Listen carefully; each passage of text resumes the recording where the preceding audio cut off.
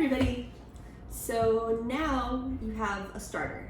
We went over starting a starter last week and kind of mixing flour and water together and letting it sit for a few days and watching for fermentation and starting to feed it. And I've gotten a lot of feedback from people who have had success and haven't had success and didn't think it was successful at first and then started feeding it and saw activity. So I'm really happy to hear that this is working for a lot of you. And anybody who has any questions, I'm trying to answer as many comments as I can. So feel free to let me know if you have anything that's not working for you or if I can help you with anything. I'm more than happy to. And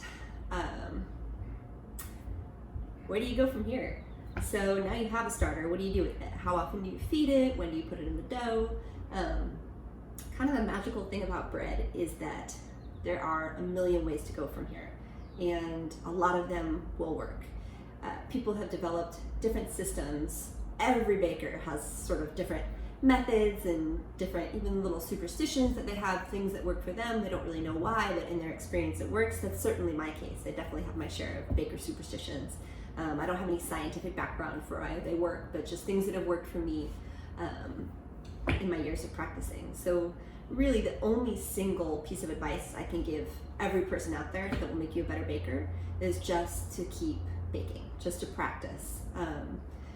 You will start to understand what works for you as you continue to do it. You'll start to feel how wet the dough should be and when it's ready to cut, when it's ready to shape, when it's ready to put away. You learn the best by doing it yourself and making mistakes and figuring out how to change it for the next time. So the nice part about that is that even mediocre bread is really good food. The biggest thing you can do is don't get defeated. Don't try for perfection every time. We don't get perfection every time at Tartine. I don't get perfection every time at home.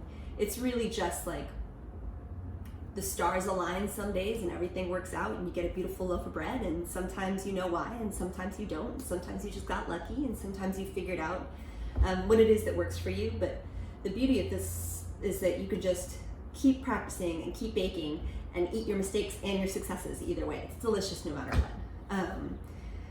If you're the kind of person who likes to be the student and never the master, you're the kind of person who's going to be a good natural leaven baker. I certainly am learning every single time I bake, every day. I have not got this all figured out. I am not perfect at it, but I really relish the practice. And having that mindset, I think, will help people not get discouraged when it doesn't look like a perfect, wild, wide open crumb every single time you bake.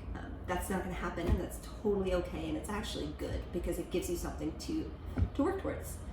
A few other little things I'll say, and I know I kind of start to sound like a broken record because I tell everybody this, but you really want to keep your levain in your doughs warm as much as you can. Yeast really likes to be cozy, and so if you're having trouble with a stuck fermentation, whether your starter's stuck or your dough is stuck, warming it up any way you can, whether it's a heating pad, a hot water bath, anything you have to do to warm it up, this really can help you. It's going to make a big difference. The other thing I'll say is just to be patient, because sometimes fermentation does take a long time. Sometimes starters take a long time to start, take a long time to get ready. Doughs can take a long time to get ready. It can be hard to wait, but that's usually the best thing you can do.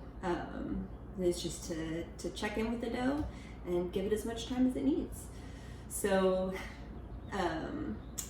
I will hopefully get you guys some more videos on feeding and maybe get into baking a little bit if you're interested and want to watch us mix a dough. Meanwhile, let me know if you have any questions, and happy baking.